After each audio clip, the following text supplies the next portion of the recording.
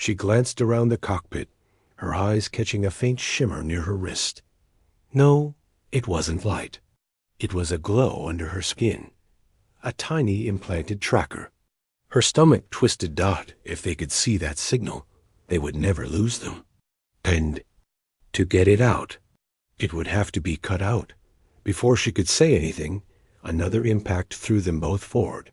This time, the lights flickered and stayed dim.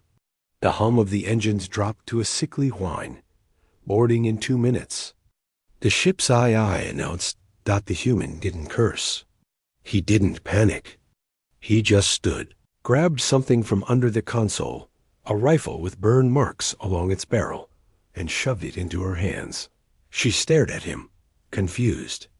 I can't point and pull, he said. Then he reached into a locker, pulled out a second weapon for himself. His visor snapped shut. The calm in his movements made her skin prickle. Then the ship shook again, not from weapons fire, but from the heavy thud of docking clamps locking into place. The black ships had them. They could hear the sound of magnetic boots on the hull. Slow, steady, coming closer. The human flicked a switch. The cockpit lights went out completely. Only the faint red glow of the emergency strips remained, painting everything in the color of blood. He turned to her, his voice low and certain through the helmet speaker. They'll come for you first. Stay behind me. Then the airlock alarm began to sound, and the first hiss of melting metal reached their ears. Asterisk shared silence. The human didn't wait for the airlock to burn through. He grabbed her wrist and pulled her down a narrow side corridor. His grip was strong, almost painful, but it kept her moving. The ship groaned around them, the sound of metal under stress. From somewhere far behind, the airlock tore open with a sharp clunk. The sound of boots' heavy, magnetic thudded into the ship. They ran. He stopped at a small, square hatch in the floor, kicked it open. The space below was a black, narrow crawl space lined with cables and warm pipes. He motioned for her to go first. She hesitated.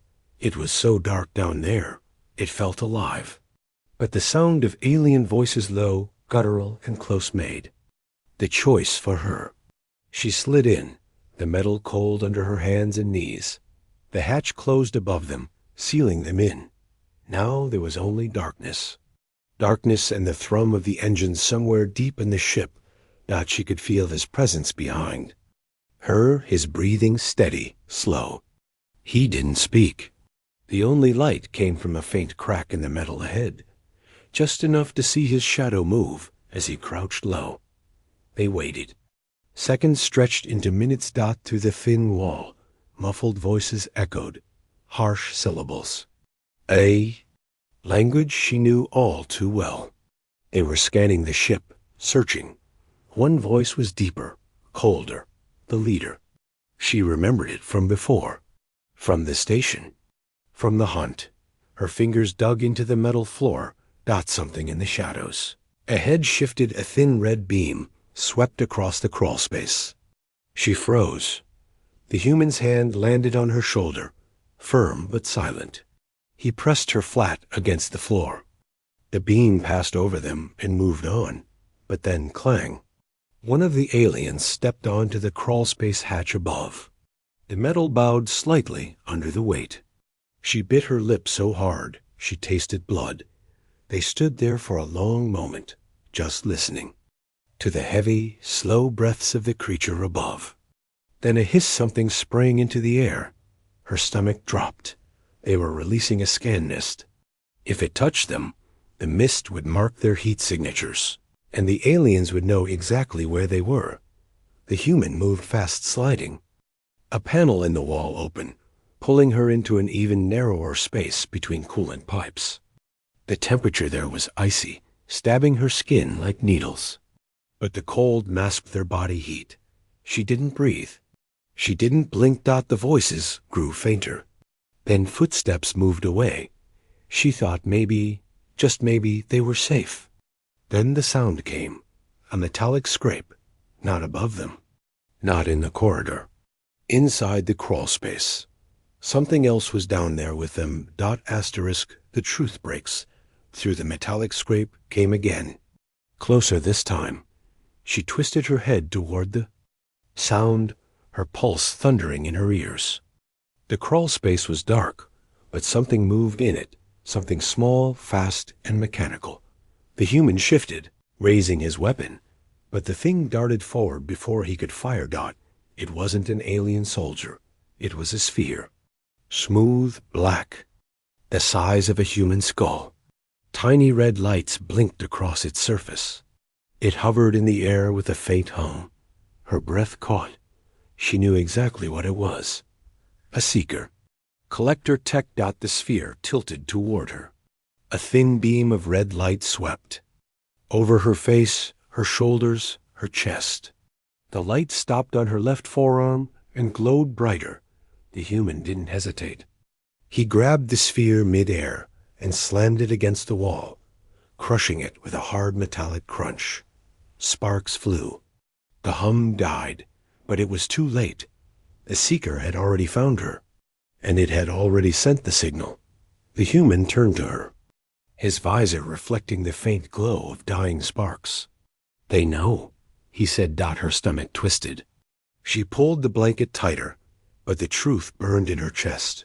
They were always going to find me, she whispered, her voice shaking. "They can track me anywhere." The human frowned. "How?" She swallowed hard. "Implant." She tapped her forearm. "Buried deep. Under skin. I can't remove it alone." His eyes narrowed. "When did they put it in?" She looked away. The memory stabbed her. Cold lights, metal tables, gloved hands forcing her still. "After they took my people?" He didn't ask what happened to them. Maybe he could already tell.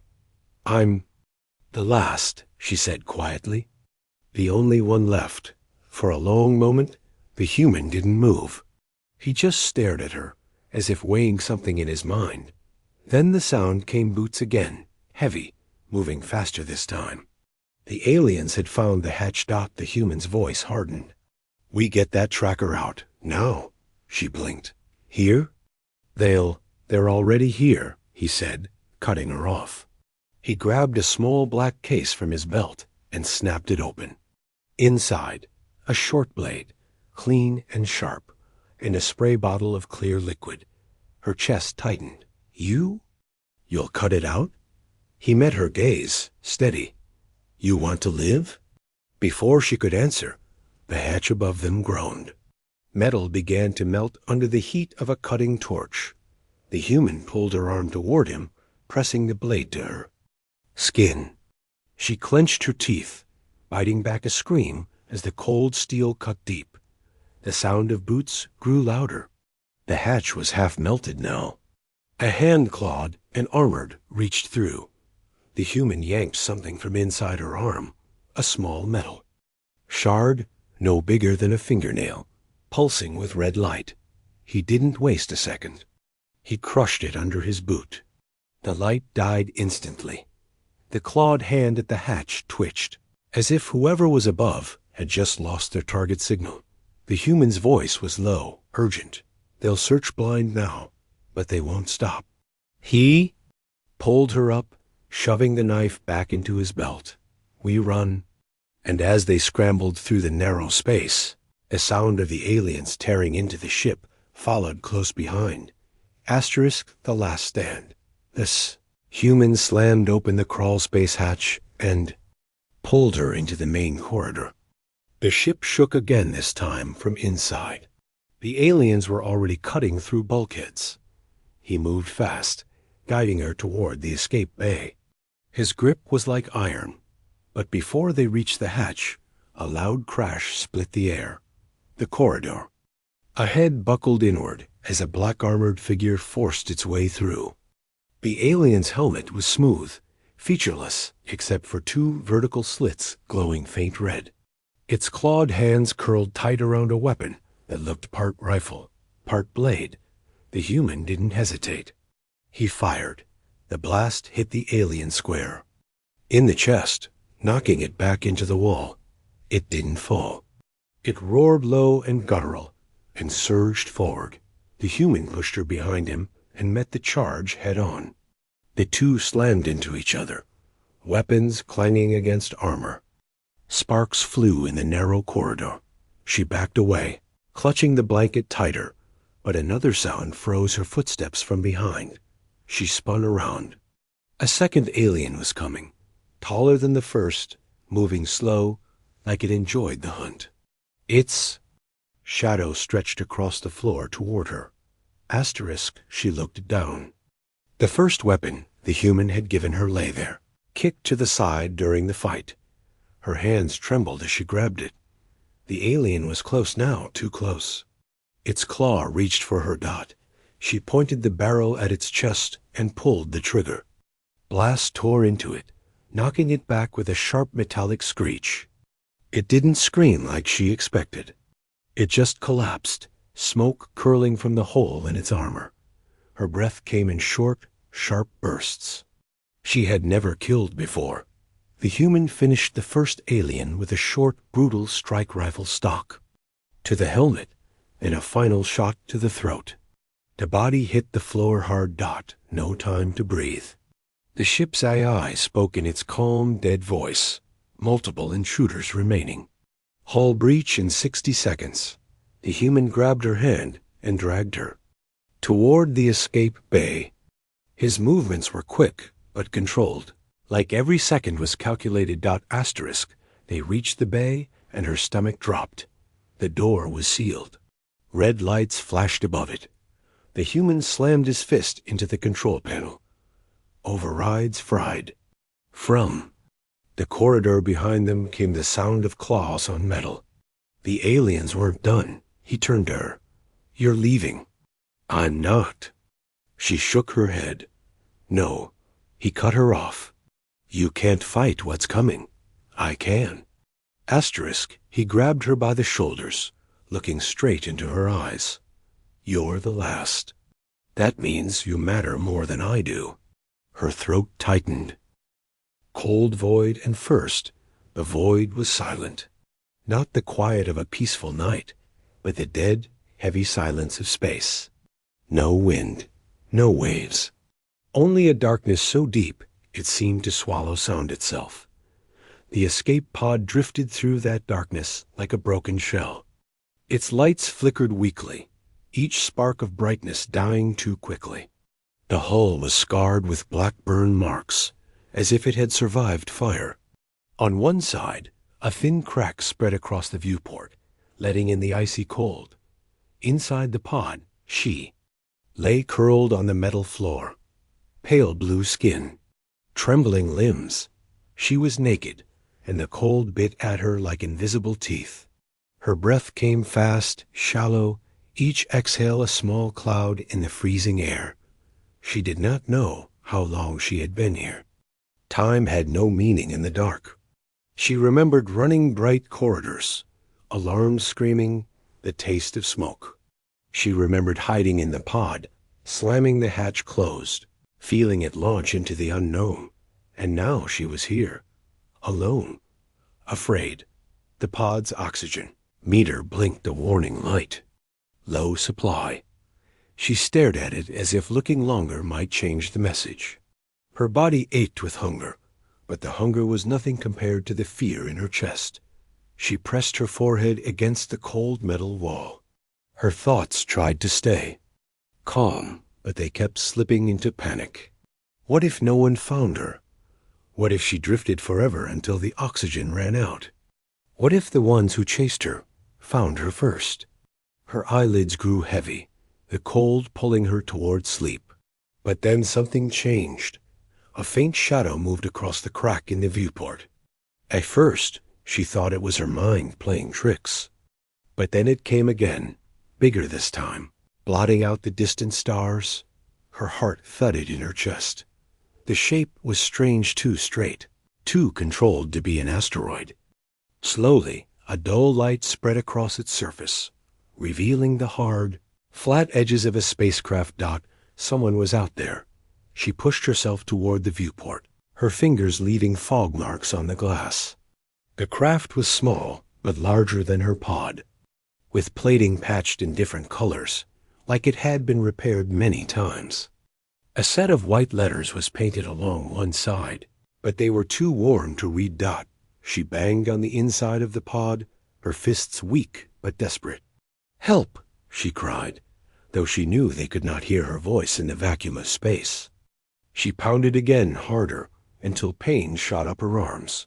The other ship moved closer. A mechanical arm extended from its side, gripping her pod with a sharp metallic click. She felt the jolt as they began to pull her in. Her mind raced. Was this a rescue or capture? The pod's walls groaned as the larger ship's airlock closed around it. A hiss of air followed, the sound of pressure returning. For the first time, in what felt like forever, she could hear something besides her own breathing. The hatch release light turned green. The door swung open with a sharp hiss. She flinched back, pulling the thin thermal mat tighter around her body, even though it did nothing to hide her bare skin. A figure stood in the doorway. It was taller than she was, and wrapped in a dark, patched spacesuit. The helmet's visor was black, hiding the face. One gloved hand held a small tool, maybe a cutter, maybe a weapon. The other hand reached toward her. She froze. Every muscle in her body screamed at her to run, but there was nowhere to run to. The figure stepped inside. The boots made heavy, slow sounds on the pod's metal floor. The gloved hand lowered, and the figure pulled something from its belt. Blanket, thick, warm, looking. It knelt down in front of her and draped the blanket over her shoulders. The sudden warmth almost made her cry. The figure spoke, a low voice, muffled by the helmet. She couldn't understand the words, but the tone was not angry. It was calm, firm. Still, she kept her eyes locked on the dark visor. Who was this human? Why was he here, in this part of space? And why did he look over his shoulder, like someone was right behind him? The man adjusted something on his wrist device. Lights in the pod flickered off completely. The only glow now came from the larger ship's hallway, and from the dim screen on his arm. He glanced at her once more, his head tilting slightly, almost like he was checking if she could stand. Then, without warning, he scooped her up effortless, like she weighed nothing, and carried her into the larger ship. The cold air of the pod was replaced by something warmer, but still tense. The corridors of the human ship were narrow, filled with cables and metal crates. Every step he took was quick, purposeful. Somewhere behind them, a distant sound rumbled. She didn't know what it was, but it made him move even faster. And then, in the far corner of her vision, she saw something through a side viewport, a set of dark ships, sharp and angular, gliding silently through the black. They were coming. Asterisk, the human stranger. The man didn't speak again.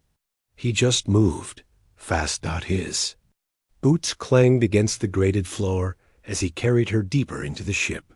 The air was warmer here, but it carried the faint metallic taste of recycled oxygen.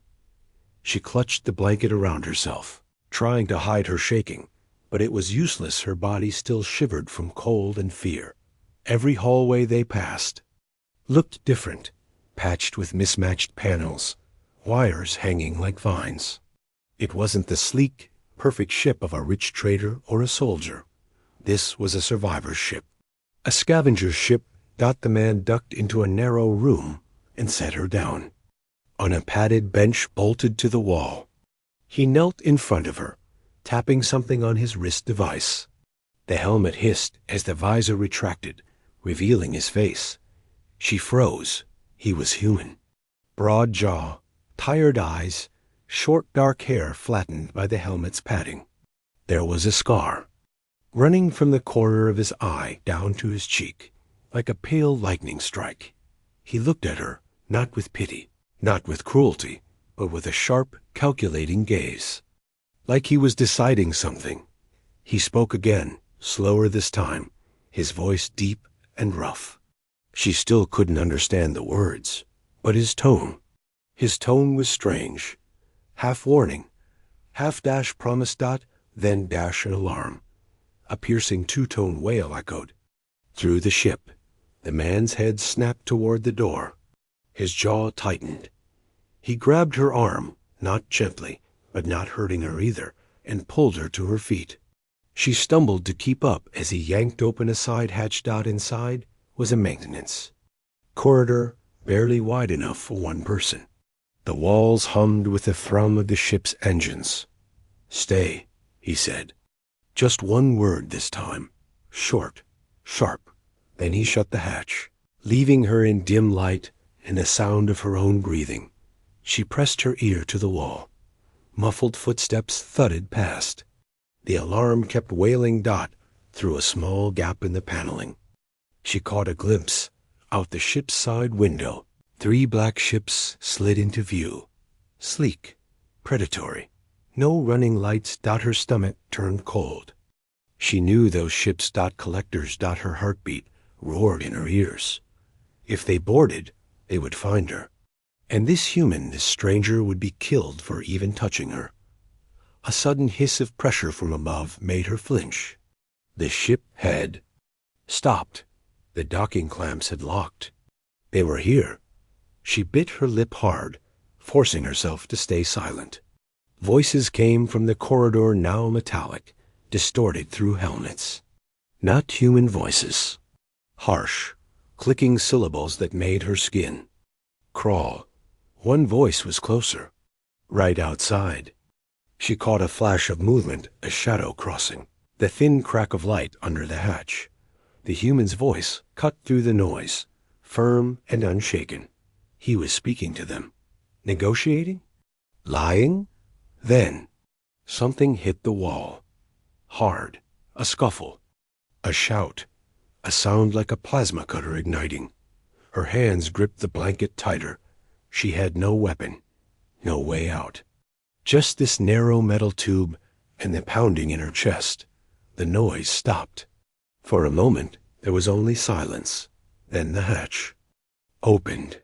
He stood there again, helmet back on, chest heaving, holding a weapon she didn't recognize. It was smeared with something dark. "Move," he said. And for some reason, she obeyed instantly. Asterisk hunted. The human moved fast, dragging her through the narrow corridors of his ship. She could feel the vibration under her bare feet. Subtle at first, then growing stronger. Engine spooling up, but not enough to escape. He shoved open a hatch and pulled her into the cockpit. The space was small, barely enough room for the 2 chairs and the bank of glowing screens. Every display flashed red. Proximity warnings. Multiple targets. Closing fast. On one of the monitors, she saw them. 3 black ships circling like predators, each bristling with weapons. They weren't here to talk. The human slammed a lever forward. The ship groaned as it turned sharply, the view outside swinging until the black ships were no longer in sight. For one breath, she thought they might have slipped away. Then impact. The whole ship lurched sideways. Sparks burst from a panel overhead. Her knees hit the floor hard. A warning voice filled the cockpit in a calm, robotic tone. Shields down to 30%. She clutched the blanket tighter around her, staring at the human. He didn't look at her. His hands moved over the controls with sharp, deliberate motions. But his jaw was clenched. He knew they couldn't take another hit. "Hold on," he said, and yanked the ship into a spin. The stars outside blurred into streaks, but the black ships stayed with them, their silhouettes like hunting dogs against the pale starlight. One fired again, a bright spear of energy that skimmed the hull, rattling the cockpit.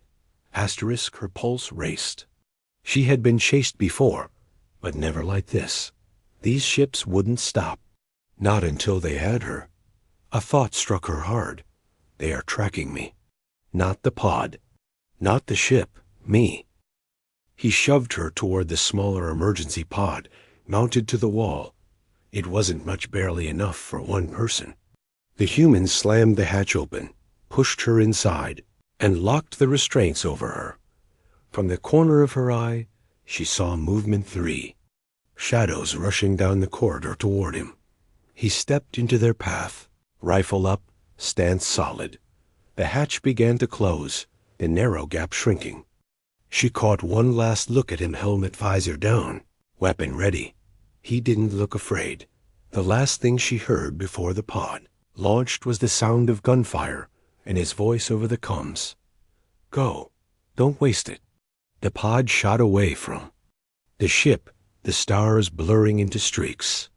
Through the small viewport, she saw his ship surrounded by black hunters, glowing with fire from the inside. Then it was gone. Asterisk the HFY moment the pod drifted alone in the black. No sound, no stars moving. Just emptiness. She sat strapped in, shaking, the blanket pulled tight around her. Every few seconds, she looked back through the small viewport, hoping to see something, anything, but the place where the humans' ship had been was only dust and scattered light. Her chest felt heavy. She didn't even know his name. She closed her eyes, trying not to think about the noise she'd heard before the pod launched. Gunfire, explosions, the roar of alien voices. No one could survive that. Not alone. The pod's nav screen lit up, flashing a warning. Pursuit detected. Her stomach dropped. She turned. Far behind, one of the Black Hunter ships was breaking away from the wreckage, coming straight for her. The pod had no weapons, no shields, no way to run faster. Her breath came quick. Maybe she'd been lucky to escape once, but luck wouldn't save her twice. She stared at the hunter ship, its red lights growing larger. The claws on its prow gleamed in the faint starlight. She thought about her people, about how she was the last, about how it would end here, in this cold, empty place. Then her comm crackled, static at first. Then a voice, deep, familiar. Pod 7, you still breathing? Her heart stopped. You? Before she could finish, something roared past the pod, a battered, burning ship, half its hull missing. It moved like a predator, faster than anything that damage should move. It was his ship. Somehow, impossibly, still flying. The humans. Voice came through again, calm but sharp. Stay low. I'll clean up. She stared as his ship dived toward the hunter. The alien craft opened fire, but he weaved through the blasts like he'd been born in zero gravity. Every shot that missed him came closer to hitting her pod, but he didn't slow. Then he fired. Not once, not twice. A rapid, punishing storm of plasma bursts that tore through the hunter's front claws and into its core. The black ship exploded, pieces scattering into the void. Silence followed. Her comm crackled again. You still there? Yes, she whispered. How did you? Long story. Short version? They didn't hit hard enough. He paused. And I don't quit. Her eyes burned, but she didn't look away from the sight of his damaged ship pulling alongside her pod. The docking clamps locked with a metallic click. The hatch opened, and there he was, helmet cracked, armor scorched, blood dried along his jaw. But he was smiling. He reached a hand out to her. We're not done. Yet, she took it, stepping into his ruined ship. The warmth of his grip cut through the cold in her bones. For the first time since the station, she felt something she thought she'd lost forever. Hope. She looked at him. Why help me? You don't even know me. He glanced out the viewport, scanning the stars for more threats. Doesn't matter who you are, you needed saving. That's enough. As the ship's engines roared back to life and the stars stretched into light, she realized something. In all the galaxy's dark, broken places, maybe humans were the ones who lit the fire.